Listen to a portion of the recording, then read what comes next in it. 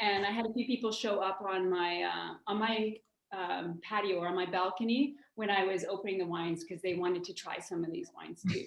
So, we've got some great wines ahead of us. And thanks to all of you, for all of the participants for joining us. Your noon hour, your lunch. I don't think it's really too much of a stretch though to come and enjoy these wines with four principals or four representatives from the wineries. We're going to have a discussion about the four most recent vintages that we probably see in our market today. And I don't know if the rest of you or all of you who are here have the same impression as I do, but often I find the discussion about vintage, it's usually a little bit more of a thing when we're talking about classic European regions. And oftentimes too, the reports that come out in magazines, you look at Bordeaux or Barolo or whatever it is, and sometimes with New World regions, that vintages are maybe downplayed. And certainly there might be regions where people say, well, the vintages are a lot more consistent or a lot more even. But for those of you who were in the seminar that kicked off this series with Bree Stock, she reminded us that this is not California, and in Oregon, vintage matters. So we're going to see that through the vintages that we're looking at today, the 19, 18, 17, and 16, going back in that order. And just taking a look at the growing conditions through these vintages and how this informs the decisions that are made in the vineyard and also in the cellar, and then how it manifests in the glass.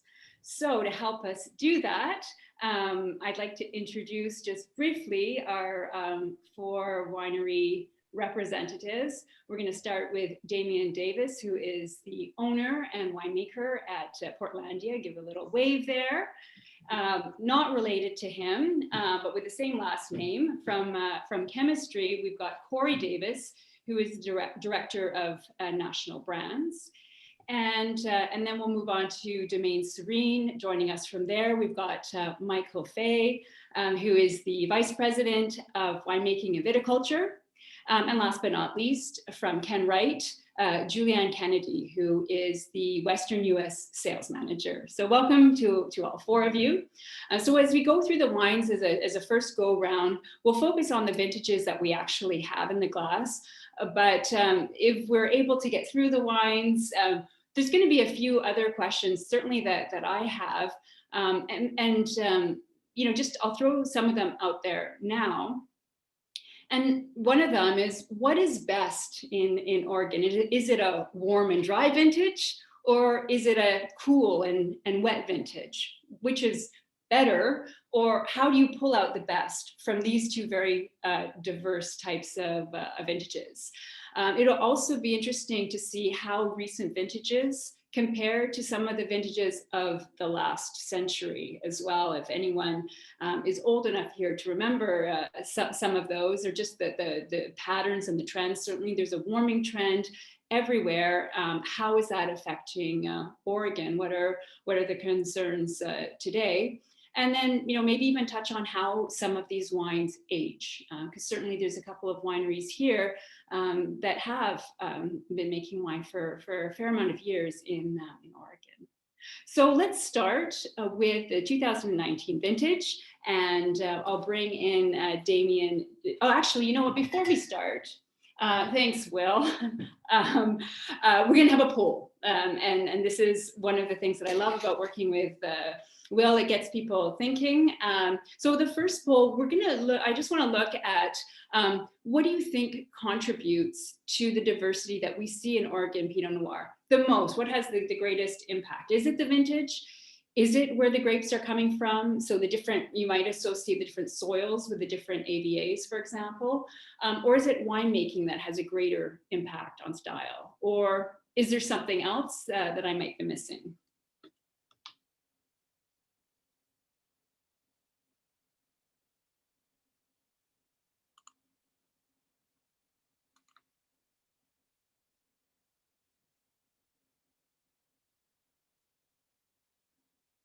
So, Will, tabulating this.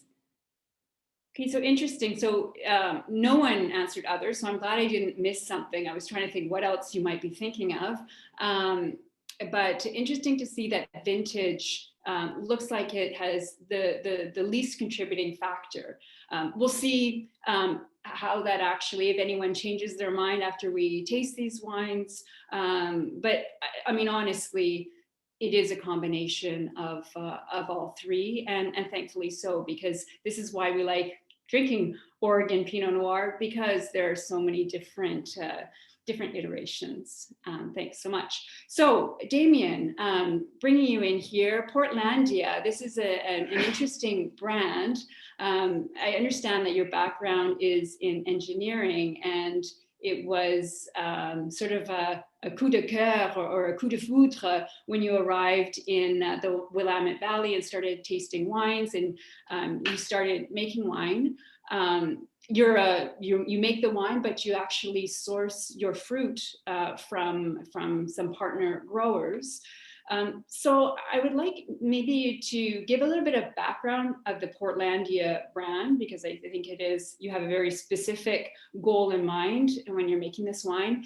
And then maybe talk about the 2019 vintage, but also how that might have affected how and who or where you sourced your fruit from for this vintage. Well, thank you. Thank you for having me as well, and for joining us this morning. I will talk about Portlandia in the 2019 vintage, but just to give you a tiny bit of background, I grew up in a restaurant family back east, and was sort of plugged into the dish pit when I was legal to employ, which is 12 years old. Otherwise, we were stuck cleaning. But my perspective in making wine and building the winery was all about hospitality. I love cooking. I love entertaining. I met my wife waiting on her, and truth be told, I wanted to open a restaurant, but she was emphatically against it. And somehow I convinced her that opening a winery was much more, a much better idea. But the perspective was always, I wanted to make wine that I could afford to drink and serve on a Tuesday, because I drink wine on Tuesdays, right? And people buy a wine by the glass. And so it's a different challenge. We produce a single vineyard sort of reserve Pinot from the Momtazi vineyard in McMinnville, and it's spectacular. And I call that my holiday wine because, quite frankly, I can't afford to drink it unless it's a holiday. And I really want to always make wines at that price point. So it produces a challenge. How do you meet the gold standards that have been set by these spectacular wineries like Adelsheim and Elk Cove and Lang, these family estate wineries that have produced for years in that US range of like $25 to $30. And it's in finding those sources. And every harvest is different, quite frankly, and presents challenges. I've always said that this is prior to getting in the wine industry, that some of the most spectacular wines I've ever had in my entire life are Burgundies, right? That just blow you away. And I always tell this, especially to cab drinkers in the US, and especially those sort of obnoxious cab drinkers that come from the tech world that are willing to lay down $500 and $600 for a bottle of wine. And then I'd have to also say, but some of the most disappointing bottles, based on the price I paid for them, that I've ever had, are Burgundies, because it is so weather dependent and vintage dependent, and it's a small area. So they have to charge a certain amount because it is a scarce source and very limited land space. And even when the vintage is not as spectacular as some of those great years, you still pay, a pretty penny for those bottles of Burgundy. What's happened in Oregon is, as you said, what's happened in the rest of the world, we've gotten warmer and we've had record yields and things like pears and other crops of berries and so that's had an effect. 2019 was what I would call more traditional Oregon harvest, and we weren't. If 2014 through 2018 were warm years, and they were, the wettest years in recent memory are 2019 and then 2013, but 2013 was completely different. It was like a deluge, one of those what we call the Pineapple Express storms came out of the Pacific and dumped like 5 inches in 1 week in early September, and it was it was not only stressful, it was crazy. We pulled in half the grapes prior to that and then left half as a hedge. And the second half turned out spectacular, but we still had to blend all that together because we had to produce a wine at $20. And it was a really interesting 2 lots of wine. With 2019, we have 4 or 5 vineyard contracts, and we're constantly looking at, when things are ripe. And these are more South Valley, what I would call South Valley, west of Salem, in the areas of Dallas and Monmouth. So they're, quite frankly, less expensive areas to farm. And we're looking at the fruit, and we got rain that started to cool down, and we got rain in September, but it wasn't massive deluge. It was a little bit here, and then it would dry up, and we'd get incremental boosts in sugar and ripeness. And then it would rain and get cloudy and cold again, and then the wind would blow and clear up. So the risk was always botrytis. Can we keep these grapes moving in that incremental stage into October? Because looking ahead at the forecast and out over the Pacific, that's what we were going to get, a constant, pattern of smaller storms. And we were, thankfully able to do it, and brought in some fruit in late September, but we were still bringing in fruit in mid-October that didn't go dry until after Halloween, which is also unusual. I think the vintage is great for a couple of reasons. One, it is more traditional Oregon. It's a little lighter in color, a little less tannin, but it's got that real bright aromatic flavor of Bing cherry that I really look for and assign to Oregon Pinot. And then the second is the alcohol is lower. For 2018, that was our first vintage above 14% on the bottle, and there was just no way around it. But this one is lower. Even some of the fruit that we source out of McMinnville was under the 14 threshold, closer to 13.5. But it's really pretty elegant, and I think it's gonna age well because it does have higher acidity in it. Do you guys have some in a glass, or do you have it near you? Yeah, that's actually what I loved about it when I opened it. It was obviously the first one I opened and tried it actually last night. And I haven't had an Oregon Pinot Noir for a little while now. I've been stuck in Europe, wine-wise anyway. And it was that acidity, that real brightness and that crunchiness of fruit, and quite streamlined. It's almost a little bit lean, but not thin, as it were. So appetite stimulating, all of that great thing. So in terms of the contracts that you have, so essentially you're sourcing from the same vineyards every vintage, is that right? Yeah, and quite frankly, there's a couple. We'll always look for what I would call new plantings, where people are selling at a slightly reduced rate, because we also produce a Pinot Gris and Rosé. So if we can have 2 or 3 main sources, and then look for someone that's newer, because we're trying to maintain a certain cost profile. There was some fruit in that vintage that we did that was basically just cut and dropped on the ground because of botrytis, because of the wet year. So yields were lower that year. But the fruit that we did get, that we were able to sit on and wait, that stayed dry at, let's say, higher elevation would be the key correlation to the vineyard sources, was really great. It was spectacular. And I think 2019 vintages, the scorings that'll come out in the next year or two will reflect some of that, because it really is, as I say, a traditional Oregon harvest. If I'm reading correctly, then the challenges in 2019 would have been for you when to pick, right? Yeah, and this really stressful bet. Like in 2013, there was a massive storm. We had to hedge and pick half the grapes before the rain came in, at the risk of losing all of it. In 2019, it was, should we pick? Do you want to wait? Do you want to wait? Should we pick? And so we kept waiting. We did lose some fruit because of that, but by waiting, we got the ripeness and the complexity and nuance that you want out of the fruit, rather than picking early and getting something that's much higher acid and lower fruit and sort of a less interesting wine. Yeah.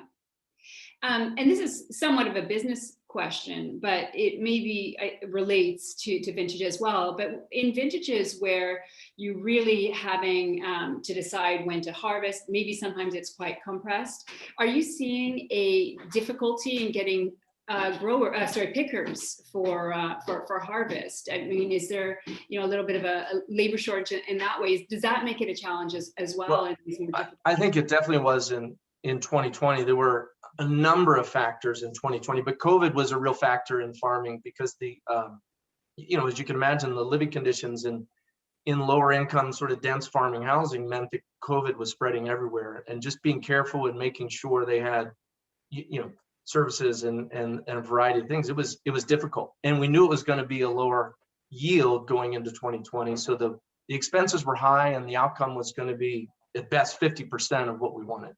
Right. Okay. So please go ahead. No, not so.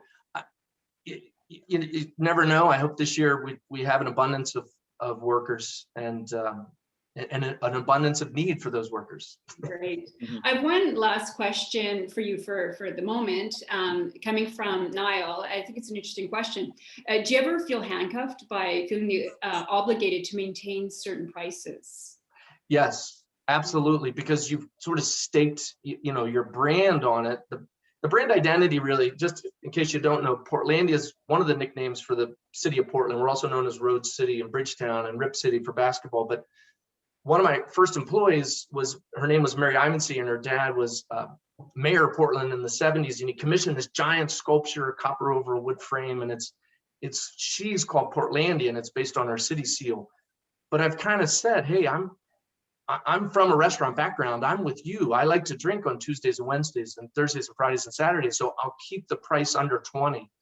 And it's never been more challenging than right now, because 2020 was difficult for its own reasons, and 2021 is going to be a real challenge too. And it's sort of supply and demand. With a smaller amount of supply, and grapes are a farming, it's an ag product, so it's a commodity. People will bid that price up, and it's going to be really difficult to maintain those prices with the 2021 vintage. Yeah, I suppose we're facing similar upward pressures in every department, especially with labor and food prices going up. The fact of the matter is it's going to have to be passed on. And I was wondering if you had any thoughts on how to manage that, the expectation of your patrons who have become used to a certain price point. Sorry, not price point. That's not even a thing. Price. Well, yeah, and I'll have to stay under 20 because I've made that promise. So margins will get thin. They were thin. They'll definitely thin in 2020, and they'll probably get even thinner in 2021. And hopefully you can, make that investment and ride it out. In the single vineyard reserve tier, we can afford to raise the price because it's lower production. We're talking about 30 barrels, and that sort of rides the wave of the market. But you're right, all the commodity prices have just shot up, and it's not necessarily about shortages as so much. Yes, it is about shortages. The supply chain is low for everything, and there's a lot of demand all of a sudden for all those products. So hopefully it catches up. In farming, we just have to, as they say in the South, good Lord willing and the creek don't rise, we'll have a good 2021 harvest and sort of come back in balance. Mm-hmm. Well, I know it's important here in Canada with our taxes, and it's been one of the barriers for Oregon wine in particular, is the price point. So it is good to see wines at this price point. And I'm going to move on to the next one. We'll come back and we can continue this discussion if you want. But I think it is a good segue to the second wine that we're going to be pouring or tasting, 2018 Chemistry, because it is another price point similar to Portlandia. And again, I think that it's really great to be able to introduce people to Oregon through these wines. So I'll bring in Corey Davis, who is, as I said, the Director of National Brands at Stoller, from what I understand. But the Chemistry brand is a separate brand than Stoller. And if any of you are familiar with the Stoller wines, this is Bill Stoller's property in the Dundee Hills. Bill was also a partner in Chehalem Mountain the Chehalem Mountain Winery, and he had been from 1993. And as of 2018, he became the sole owner. So this chemistry brand was born of these two properties owned by Bill Stoller. So Corey, I would like you to describe a little bit how this new wine came about and how the two properties actually, let's say, collaborate in order to make this wine. And of course, bringing in the 2018 vintage, which globally was one of the warmest vintages. And I know it was also, or I understand it was also very warm in Oregon, but how did that warmth play out? So I'll send it over to you. Yeah, thank you, Michaela. That's nicely said. Welcome, everyone. It's a pleasure to be here. I can't wait to get back up to Toronto, actually, hopefully in the fall. So until then, I think that that was a concise kind of overview of how our organization has gotten to the point where we have this wine in bottle and can deliver something that traffics in those price ranges that we were just talking about with Damien. From its inception, Stoller Family Estate, the primary property in the Dundee Hills that I've worked with Bill Stoller at since we opened our original winery in 2005, that's really been a passion project where we've wanted to explore what we think is one of the Grand Cru sites in the Dundee Hills. And after 25 years of time in the ground on those original plantings, we're starting to see, I think, the delivery on that promise. Excuse me. As we mentioned several years back, Bill Stoller's other estate vineyard project that he'd been a partner in with one of the legendary winemakers in the Willamette Valley, Harry Peterson Nedry, that's Chehalem Winery. Harry was looking to step back and focus on some more pointillist, small projects in Ribbon Ridge. And Bill was in a position, resource-wise, to take on kind of reinventing Chehalem under the auspices of what we formed with the Stoller Wine Group. So those were already pretty ambitious plans as we'd grown Stoller out to about a 40,000 case, purely estate-driven property. And then this kind of slight rehabilitation, at least in terms of the marketing and the brand presentation of Chehalem over the last number of years. Those two things kind of allowed us to imagine something that we could underpin both of these site-specific, AVA-specific projects, Chehalem being in the Chehalem Mountains AVA, and then, of course, Stoller in the Dundee Hills. And we thought, what better vehicle than the collaboration between our two winemaking teams.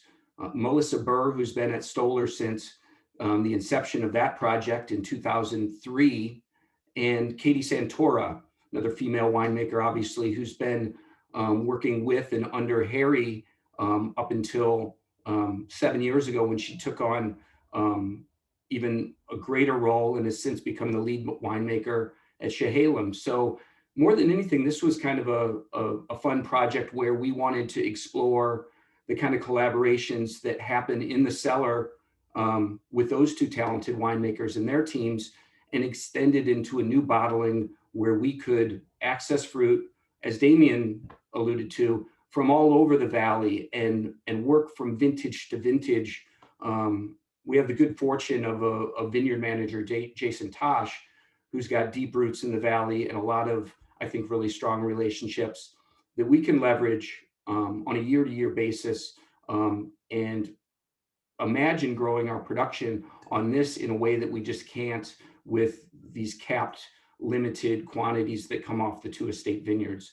So chemistry was born with that idea, and obviously chemistry, not just between the winemaking teams, but the chemistry that goes into winemaking in general. And then ultimately, you know, an extension of that being the chemistry of wine and food and community and people that you're breaking bread with at table. So we wanted to touch on all of those. And then, you know, the biggest and most consequential challenge to deliver that with some pricing that those estate wines can't touch, but hopefully still drive a really serious, compelling style that with this bottling, I think more so candidly than with the estate bottlings, we want to be somewhat more consistent from vintage to vintage. So accessing a variety of different sites allows us to kind of mix and match and cascade wine into this program that suits the kind of plump, forward fruited character that we hope to achieve. The 2018 vintage couldn't have been more well suited for that aim. As Michaela mentioned, a warm year, a dry year, not a hot year. So we had sustained heat units that delivered ripeness and opulence to the wines, but I feel that it lacked some of the heat spikes that we've had in some other vintages that maybe tended towards overripe character in some regard. So it's interesting with the poll question, it had me thinking, and I'll plead guilty to being in the 33% that chose AVA as the lead factor. That's probably why I'm not a winemaker. But I do think that the winemaking element, more than anything, has mitigated a lot of the climate variability or the increase in heat that we've seen over the last decade in the Willamette Valley. And I think that the skill and the talent of the winemakers in the Valley and their collaborative effort too among themselves has really led us to be able to handle what would have been challenging vintages in a much more even-keeled way. Hopefully Michael and Julianne can speak to that a little bit more with the place that those wines are coming from and the site specificity of what they're dealing with from year to year. Again, I love the vintage. I think that in a way that I recall Piedmont kind of hewing to the same thing back in the late 90s, early aughts. For some reason, the even numbered years tended to be the more structured, powerful, forward vintages, and the odds maybe mixed and matched. I think the 18s are a lot like the 16s in that sense. And I think that if anything, maybe there's a little less tannic structure. And so they've rounded into form a little earlier than the 16s, at least from our estate properties. But again, this is really built to deliver something that's going to mature more, a little more quickly and give off that opulent fruit, that red cherry and red fruit character. And I think the versatility of us being able to work with a lot of sites, but then also supplementing this core constituency of grapes that we have from our estate vineyards in those two corresponding AVAs sets us up to really, from year to year, craft something that's consistent, but still has a little bit of the stamp of the vineyard on it. Yeah, it's interesting when I tried the wine, my quick 3 words to describe it was this plushness with freshness.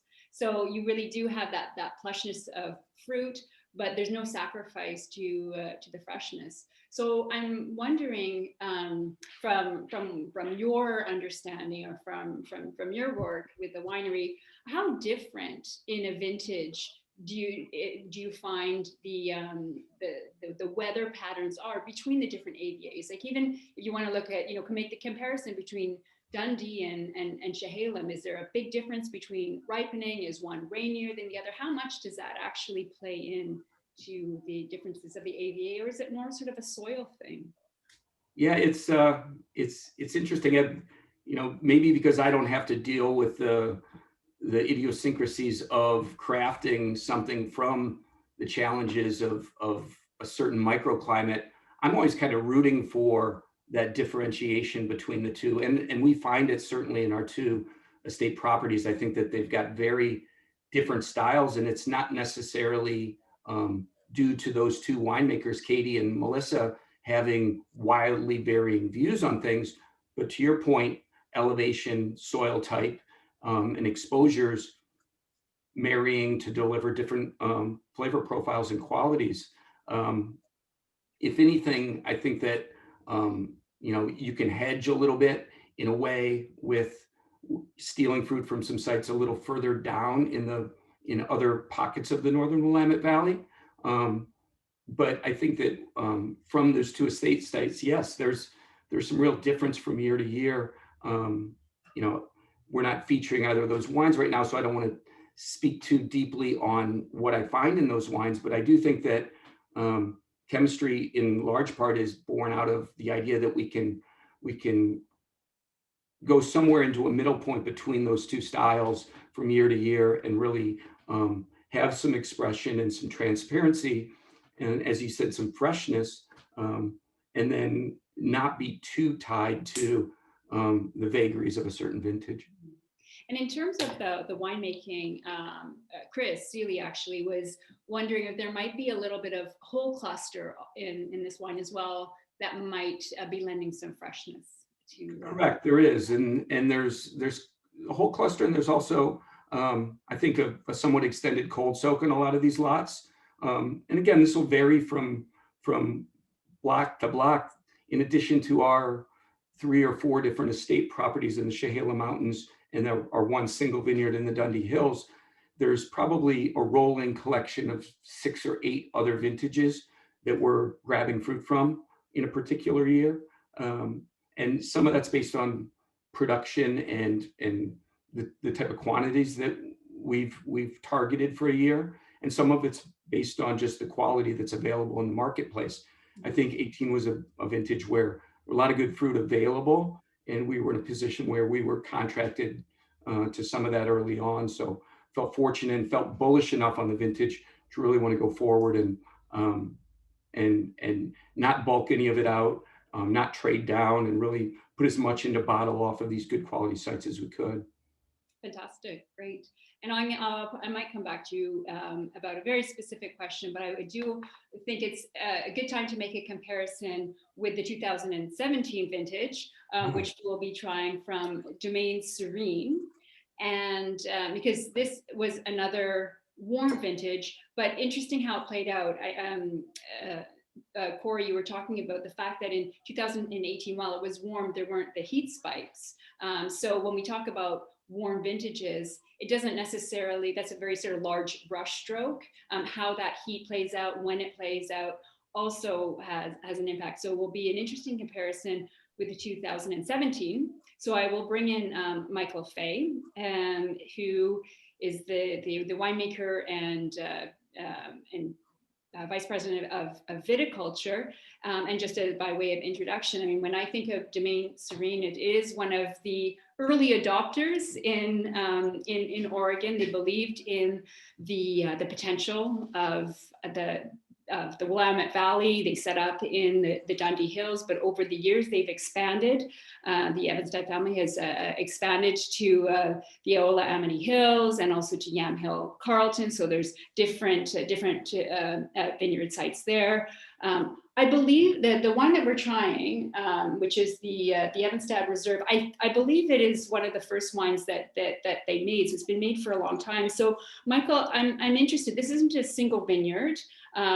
This is a blend. So maybe you can talk about how this wine is crafted, and again, how the 2017 vintage in particular may have impacted some of those decisions as to what went into the wine. Sure, absolutely. Thanks for having me, everybody. I think for me, this wine, and one of the reasons we selected this wine is the Evanstad Reserve is one of the wines that has the biggest reflection on vintage of any of the wines that we craft.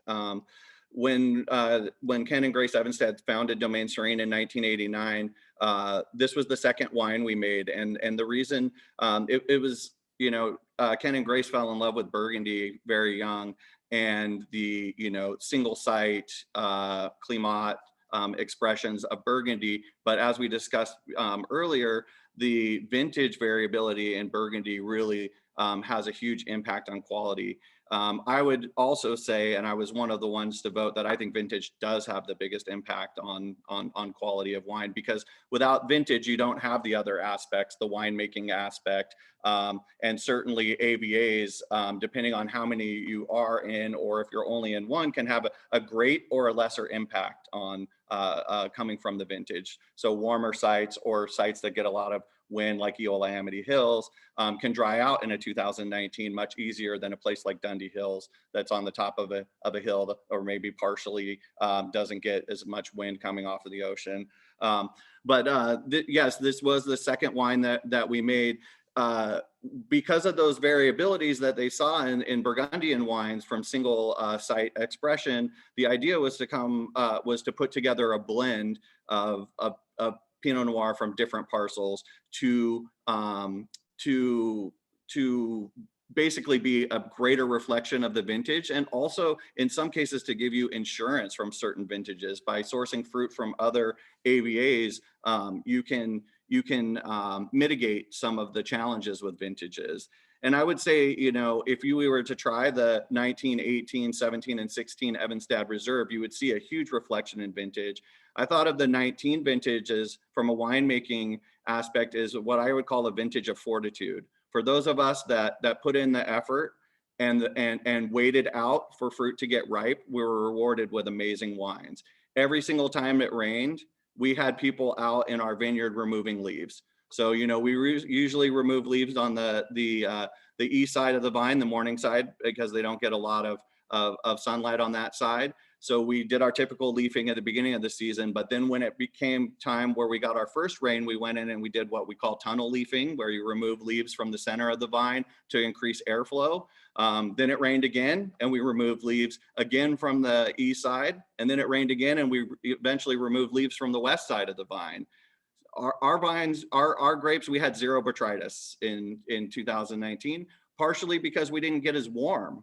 So botrytis, you not only need rain, you need warm. And that's what they had in 2013 for sure, with the Pineapple Express, as Damien mentioned.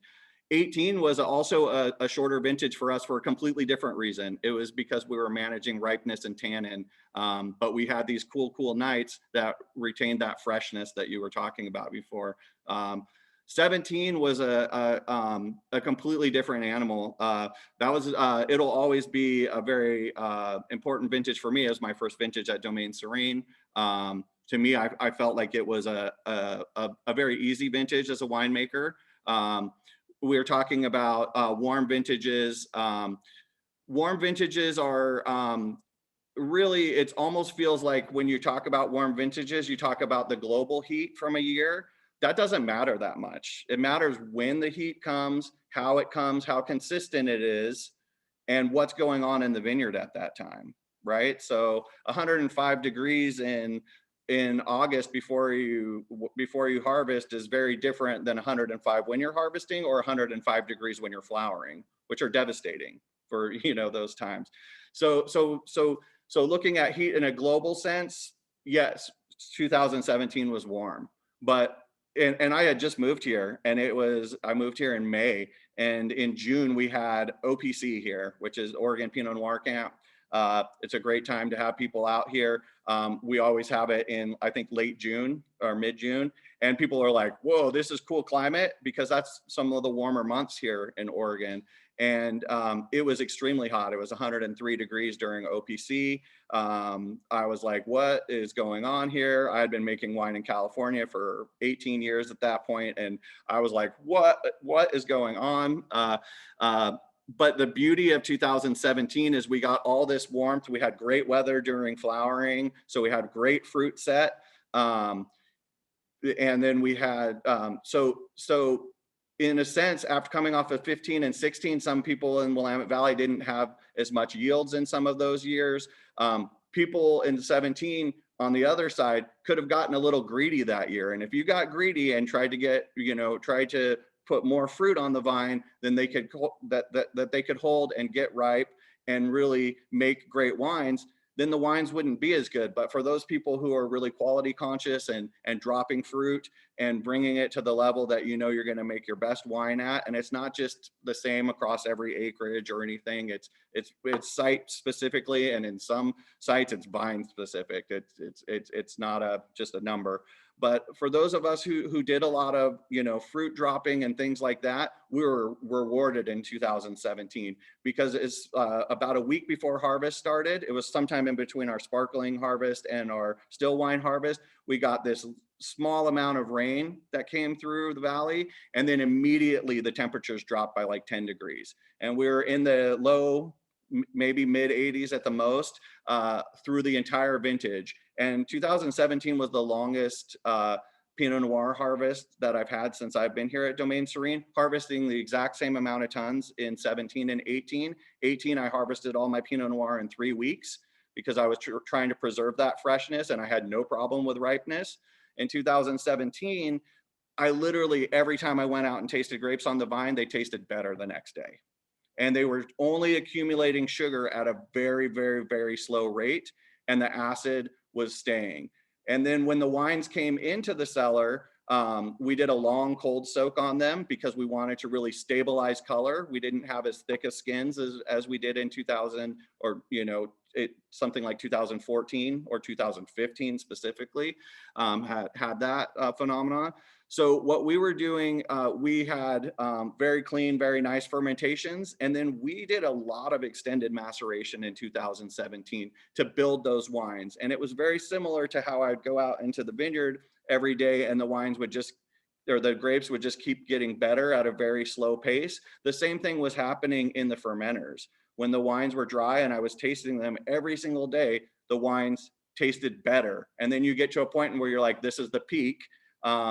Where that's the exact opposite of what I could do. In 2018, as soon as the wines were dry, sugar dry, they almost immediately needed to be drained and pressed and get off the skins, because there was that, when you have tannin and that acid that was predominant in 2018, it's not a good combination. It's great for cellaring wines. The 2018s are going to be amazingly sit in the cellar for a long time. I think the 17s will be extremely rewarding too, but they're going to be more on the delicate side, even with all of the amount of extended maceration and trying to build up those wines. But that's what I loved about 17. I really thought that 17 felt like, especially a first vintage for me here in the Valley and with Domaine Serene, I felt like the amount of decisions, I felt like I had an infinite amount of time to make the best decisions, both in a winemaking style and in the vineyard, which was a blessing for me in the first year. If 2018 would have been my first year here, I would have been maybe somewhat at ease, because it was more similar to like a California vintage where, you get a lot of warmth and then you're really, having to bring things in fairly quickly. But I would probably take 2017 over and over again, because we could control the amount of yields that we wanted. So you could take as much, or you can drop as much fruit as you want to based on your stylistic goals. And you could cold soak as long as you want, and you're not going to get over extraction. Fermentations can take a nice long time, and you could keep them in the fermenter for, I think a lot of our Pinot Noirs are generally between cold soak fermentation and draining and pressing is maybe 2.5, 3 weeks. And I was 4 or 5 weeks in 2017, and the wines just kept getting better. Wow.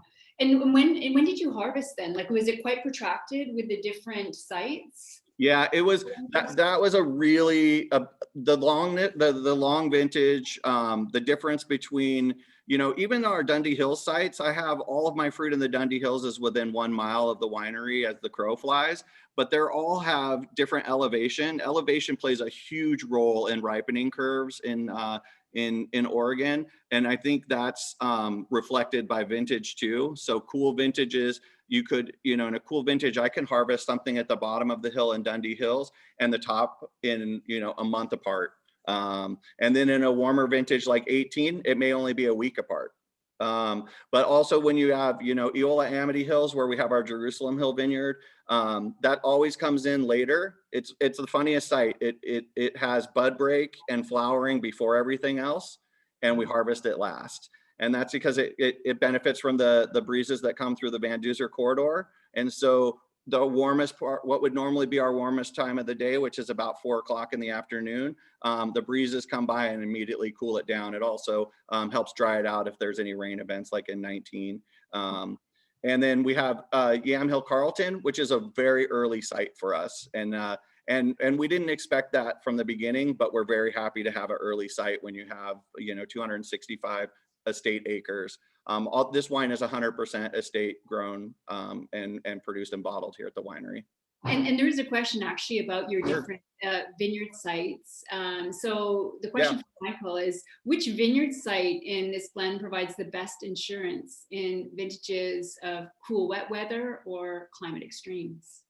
So Jerusalem Hill is probably in the Eola Amity Hills because it's low elevation. It's on woodburn soils, which are very fertile soils. It's the soils that came down in the last ice age from up north from us. It was an old apple orchard. So there's a lot of energy in that soil, let's just say. And so every year we have great vigor, good fruit set. We have those breezes that help moderate the peaks of temperature, but also dry out when there's rain. That vineyard provides the savory elements of this wine, which I think are really important. Those leather, spice, kind of clove components. That's what's coming from our Eola Amity Hills site. The texture, which I kind of consider like a suede texture. It's smooth like velvet, but firm like leather. And that comes from straight up Dundee Hills. That's what Dundee Hills does. Pure fruit, elegant texture. And then that firmness for sure, because it comes across at first, for me anyway, there's a sumptuousness to the fruit, and then you get this sort of energy from the acidity, and then it kind of all tightens and firms up at the end. Yeah, that's a lot of the Dundee Hills, if I just describe it as just pure fruit and elegant texture. And then Yamhill Carlton, our Abbey Oak site, brings a lot of dark fruit, kind of brambly character, and it has weight without huge tannin. So, and I think you can see all of those characteristics in this wine.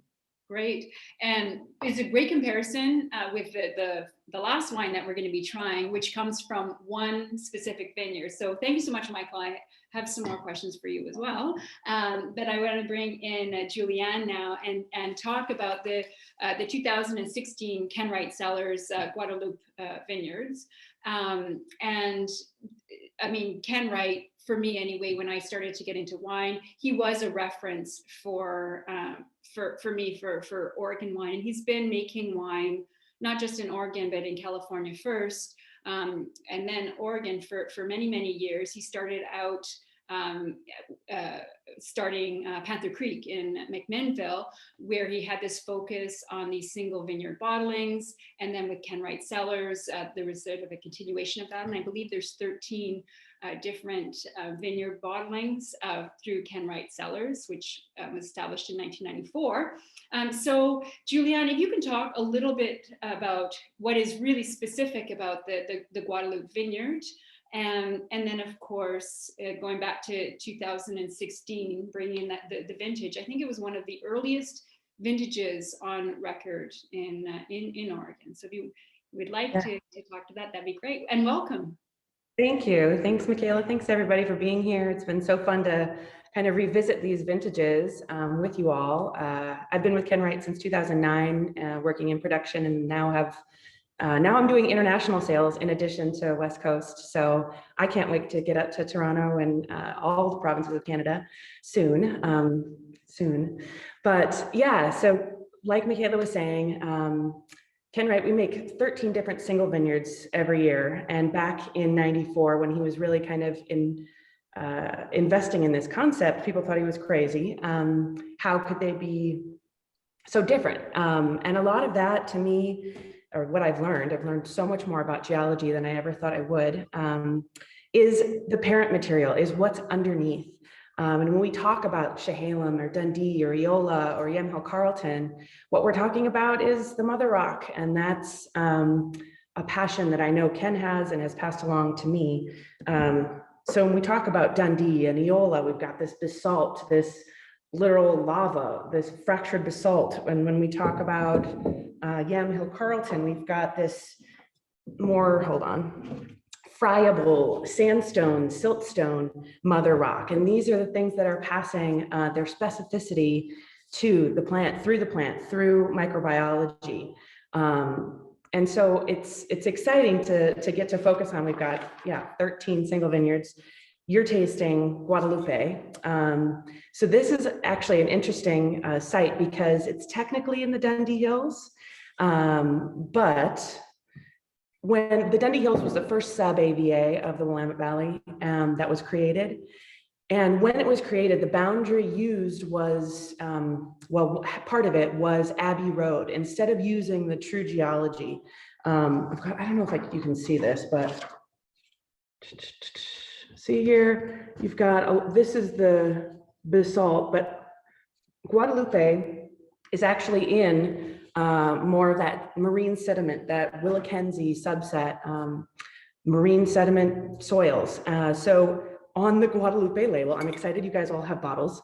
You can see that we've indicated the Yamhill Carlton AVA logo on the guy's hat, because this should be Yamhill Carlton. It's technically Dundee. So on the bottle, we call it just Willamette Valley, because I don't think it is a true expression of the Dundee Hills. It's a bit more of that Yamhill Carlton bramble fruit, like Michael was talking about, touches of umami and raspberry, and it's got this beautiful lift. I think there's 2 different blocks of Wadensville that we have planted there that kind of give that high soprano tone as well. But Guadalupe was originally planted in '89. It's a large vineyard, and about 41 acres. We share now, there's about 5 different wineries who take fruit from Guadalupe. It was originally called Abbey Heights, but it sits adjacent to Our Lady of Guadalupe, the Trappist Abbey. And so workers and everyone just kind of called it Guadalupe, and it stuck, partially because there's Abbey Ridge and other vineyards that have that kind of, it was too close. So Guadalupe became its true moniker. And so we've been working with it. We took over full vineyard management in 2011. Joel and Joey Myers do the actual farming there, but we're in charge of making sure everyone's choices are executed correctly. And so there is a little bit of Pinot Gris actually planted at Guadalupe as well, but otherwise we take about 15 acres of Pinot Noir and 4 different clones. The 16 vintage, I guess we can transition to that. 16 vintage, like you alluded to, was the earliest. I mean, definitely the earliest in my time in Oregon, but it was early from the get-go. I mean, we had this 80-degree weather, 90-degree weather in May. And so bud break was early, and then flower was early, and then it was warm throughout. And so, I mean, to give you context, we normally, a traditional Oregon harvest comes in around, 3rd week of September. And we get like Michael was talking about, we get our volcanic Eola stuff, that later weather pattern, usually into October, 2nd, 3rd week of October. In 2016, we had all vineyards in the barn by that 1st week of October. And so 16 was this beautiful anomaly because we got weather early then in 2016. There was a lot of rain in October. So we were safe, we were put to bed. We had a gorgeous vintage, and it was sunny, it was pleasant. It wasn't working in the rain until 11 p.m. But yeah, it was great. 2016, in addition to being early, was a pretty small yield, like less than 2 tons an acre. And without a lot of thinning, a lot of small clusters, small berries. And I think that played a bigger role too into, you think all of the color, the flavor, the aroma, everything you love about wine is in the skin. So the more skin to juice ratio the tighter that ratio is, the denser, the more concentrated that wine's gonna be. And so we ended up, I think, with a beautifully balanced, but just kind of heady, concentrated vintage. To me, Guadalupe it's one of our, it's Yamhill Carlton. So it's one of our earlier sites that comes in, partially because the actual soil is shallower, so it dries out faster. That plant switches over from growing to ripening mode faster. So Guadalupe is always one of the first vineyards in. And to me, it has this this feminine quality with a little dark side to her. So I love this vineyard. I feel like it's got a great lift to it, and I'm excited. We are very new to Ontario, so I'm excited that this is across the border and it's available to you all. So yeah. Well, I think your descriptions of it are great because there is a to the wine, maybe a little bit of that age, you know, because now it's 2016. There's kind of a mellow character, but it also brings in that savory character. I get a lot of kind of tea, almost truffle-y kind of notes to it as well, and there's certainly that density without it being heavy. Yeah. Again, too, I get a green sort of spiciness right on the finish, which makes me wonder too about, you know, any whole clusters or whatever there. But the other thing that I think is remarkable is that this is less than 13% alcohol, which you barely see these days with red wine. It's quite incredible. So while it was an early vintage, it wasn't necessarily bringing the fruit because it was hot, right? Right, exactly. I think you get this finesse or this kind of delicacy, but still having this concentration. There's nothing lacking. I love that the mid palate is so connected. I mean, it's to me really pleasing to drink. Mm-hmm. And thank you so much for bringing in the rocks. It's always one of my favorite things when I go to a winery is to see the soil, or even if you're tasting in the wine room, to touch those rocks. So as close as we can get to being in the vineyard, it really shows the difference. Thank you so much. I think we can continue the discussion. We're coming on to 10 o'clock, or it's just 10 o'clock, but for those of you who want to stay, we can continue the discussion, because I think there's still some things to be said about vintages and different vintages. But first, maybe we can put up that second poll question about how important is vintage to, I think the rest of the question got cut off, but to Oregon Pinot Noir lovers, to people who are buying Oregon wine because it's, you know, Oregon Pinot Noir, how important is vintage to them? For those of you who are, let's say, working with people who are buying wine, is it not important at all? Are they just buying it because it's Oregon? Are they buying it for the producer? Is it moderately important, or is it something that they consider?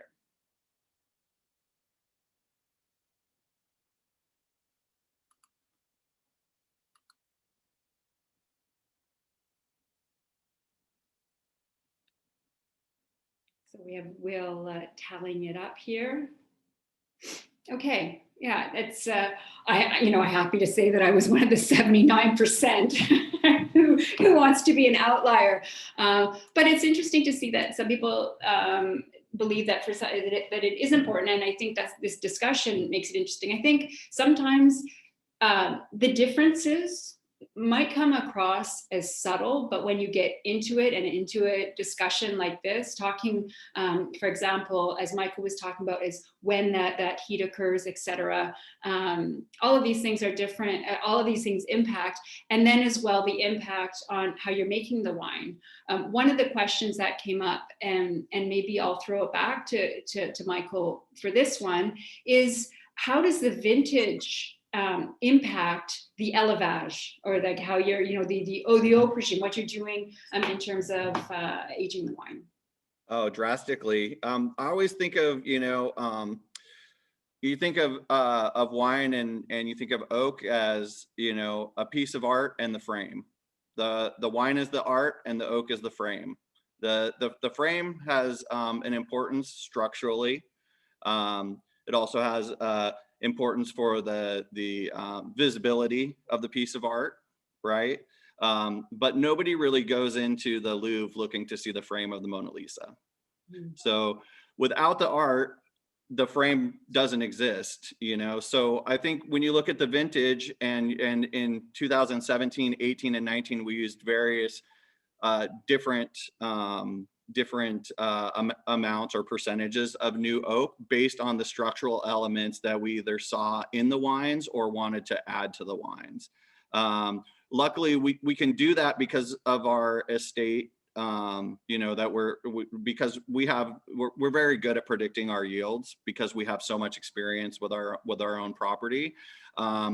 What we don't have that we do have in Burgundy at our other winery, Chateau de la Craie, is the ability to buy barrels within 2 weeks of harvest to get a better idea of what the vintage is going to be like.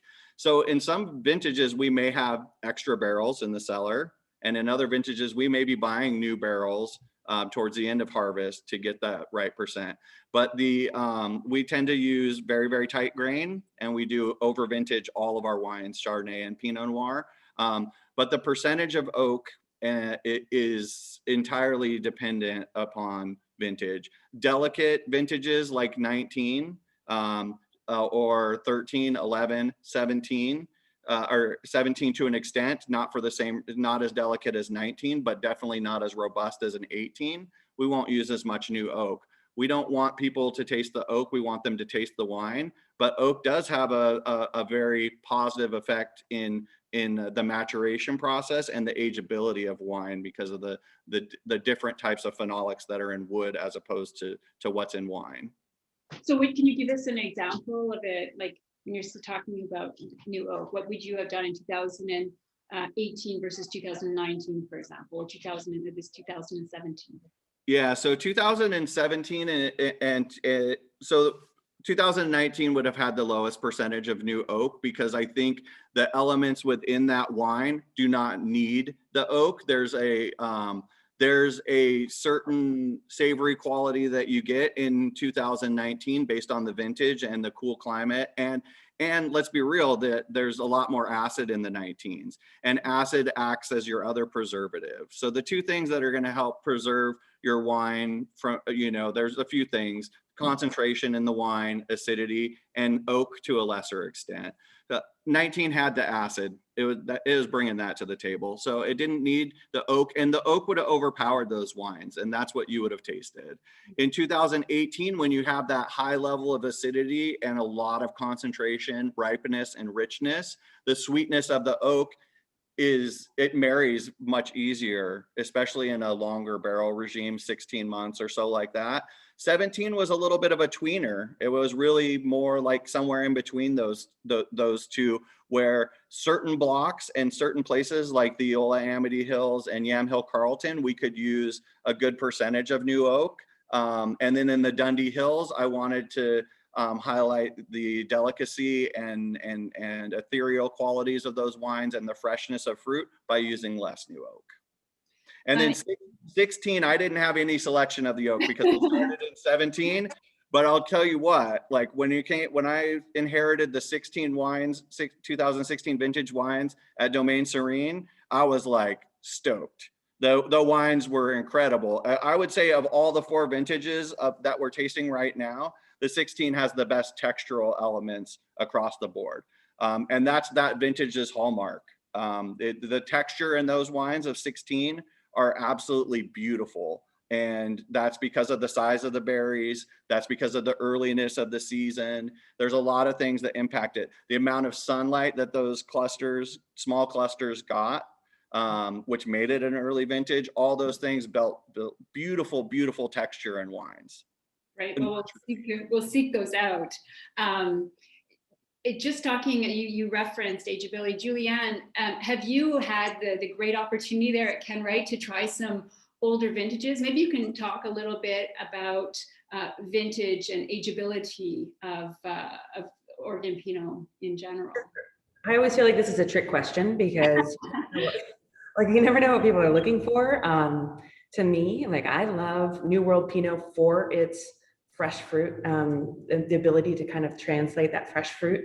And with time that dissipates. But with time you get those secondary kind of aromas you were talking about. So you have to kind of know what you want from it so that you're not just sitting there for 17 years holding a bottle that you're not going to enjoy. I have had an opportunity though to taste, we opened like a 94 Carter, which was Eola Hills, Ken Wright, that was our first vintage here.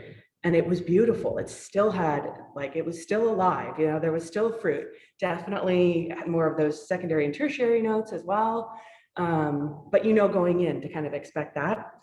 not knowing when people ask me these questions, I share that I like my Oregon Pinots usually between like 3 and 7 years old. I want them to have rounded a little. I want them to have kind of found themselves, to integrate a little bit, but I still want to connect to that fresh fruit. So that's my sweet spot.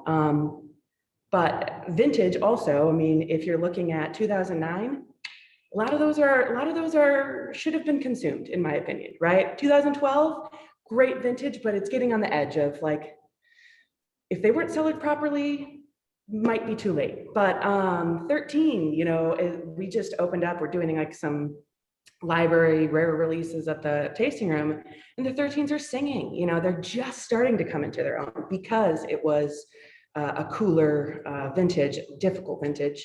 And I feel like 19 will be similar. 14, 15, they to me, big lush. Those are the first years after that deluge 2013 vintage. 14 and 15, we had this gorgeous warmth again. And so it was a viticulturist and winemaker's paradise in 14 and 15. But I think Willamette Valley can age. I mean, Oregon wine, Oregon Pinot Noir has the amazing potential to age, but what do you want from it? And that's the caveat. Mm-hmm. Yeah, Yeah. I feel most people do drink it quite, you know, I would say maybe even when they buy the bottle. And I agree with you. I like that freshness, but there is something to be said for the acidity that we find in the Oregon Pinot Noir and the development of flavors. So we'll try some of those vintages that you referenced for aging. There was someone else who wanted to make a comment about aging. I was just going to say too, you know, we've shared some of the same vineyards as Ken Wright Cellars, because Ken Wright was our consulting winemaker from the beginning at Domaine Serene. So the Guadalupe vineyard was one of the first wines that we made as a single vineyard. And as well as the Carter vineyard that she mentioned. And I can guarantee you their Guadalupe vineyard will age for 30 plus years. I've had it back to maybe 92 or 93. And it's still, and that was in the last year, and it was amazing. And that's something I think that's, you know, like what Julianne said, you know, it depends on how you like your wine, but the one thing you can guarantee is that outside of the truly too warm years, your Oregon Pinot Noir and even the Chardonnay here is absolutely age worthy. And we have more consistency. And I can say this because I make wine here and in Burgundy, but we have more consistency here than Burgundy does. So not only can we age, but if you were to have 10 vintages of something in a cellar, I can guarantee you 8 or 9 of them are going to be singing 30 years later. So just moving on to a different topic quickly, if I can ask maybe Damien, something that I was wanting to bring in with a few of you is smoke. Because this is something that, I mean, I'm in British Columbia. 2018 for us was a really tragic year, I think, in terms of forest fires and that smoke taint. Is that something that is becoming an issue for you in Oregon? And I mean, the Willamette Valley, I think, is a little bit different than Southern Oregon. We can't hear you. You owe us a beer, Damien. Oh, sorry. I thought you had muted me. So sorry, I'm back. Yeah. So I mean, anyone who lives on the West Coast, 2020 was a really difficult year for fires, and the harvest was setting up spectacularly well. The first couple of days in September, we were seeing sugar levels in Dundee that were just going to be amazing. We were worried about potential heat because the wind picked up and it got hot, and then all of a sudden the smoke and fires, and it was tough. So we all became much more educated, having not produced wine in, let's say, Australia or California, much more educated. And we were being educated by those groups, by UC Davis, by Melissa at Oregon State, and about how to look for various sources. And, it's very location dependent. So what we found is the vineyard sources that we have that are on the far western side of the Willamette Valley had a lot less exposure and a lot less influence from smoke. So we're talking about McMinnville and South, right up against the foothills of the Coast Range, were really good. The sources we had that were, Eola Amity Hills were probably the heaviest hit. And so it's, we absolutely just skipped our vineyard designate wine from 2020. It was just too much of a struggle. And we were already going to have low yields. So it was just a compounded challenge and really made it difficult. So thankfully we were able to find, vineyard sources, and you have to take it all the way through and really get through testing and tasting and go through perceptual tests with it to see exactly where you stand. I think that because of the lower yields, the high ratio of skin to fruit, 2020 is going to be a pretty interesting year. The Pinot I'm tasting is delicious, but there was stuff that we did have to reject, both as the fruit came in and wine that we made that we just weren't able to use. Okay, interesting. And maybe I can bring Corey back in. I don't know, between the two properties, as well as like for something like chemistry, is this something, this warming trend and these different vintages, is that something that was kind of top of mind in terms of this chemistry brand? I know the chemistry brand is really something about the affordability, but what about the change in climate as well? Yeah, I think that that's a salient point in that I think one of the luxuries of a broader canvas to work off of and more sites to try to access can help mitigate against some of those factors and buy us some options maybe in years that aren't perfect. It's fun to see these, particularly these 4 vintages with some of their variation, but all really, I think we would agree are top flight examples of what's possible in Oregon. And so I think that with this particular project, we try not to fixate too much on that specificity of vintage and more on the overarching commonalities that certain sites can bring to what we're trying to achieve. Fantastic, thank you. So I think maybe this would be a good time to wrap up, unless there's any burning questions or any burning comments from our panelists. You've all been fantastic and given us some great insight, but if any of you want to, if there's something you want to reference in terms of vintages and vintage variation in Oregon, it sounds like it is something we should pay a bit more attention to. Thank you so much for participating, and thanks to everybody for your questions and your comments. I've been looking at the chat box, and I know there's people talking about the greatness of Pinot Noir from Oregon and where it stands in the world. It was fantastic for me to be able to revisit these wines, to see the differences in vintages, but also just the quality, like you said, of what's coming out of Oregon. I hope to see more in British Columbia. I think in Toronto, they have a little bit more than we do, so they're lucky. So I feel quite blessed to have been a part of this session. Thank you so much, and thanks to the team at Prud'Homme, as always. Michaela, you're wonderful at your job. Thank you so much. Thank you so much. Appreciate our panelists, appreciate everyone here. I put a survey in the chat box if you wouldn't mind filling that out. This is 2 of 6 series. We will be announcing shortly also a in-market event for Toronto, Montreal, Calgary, and Vancouver. Details to be determined, and that's where we are going to come hell or high water have these 4 winery representatives come and see us in the flesh. Damien can pay up those beers and I can pay up those beers and go from there. But thank you all, everyone. Have a good one. Thank you. you. Thanks, guys.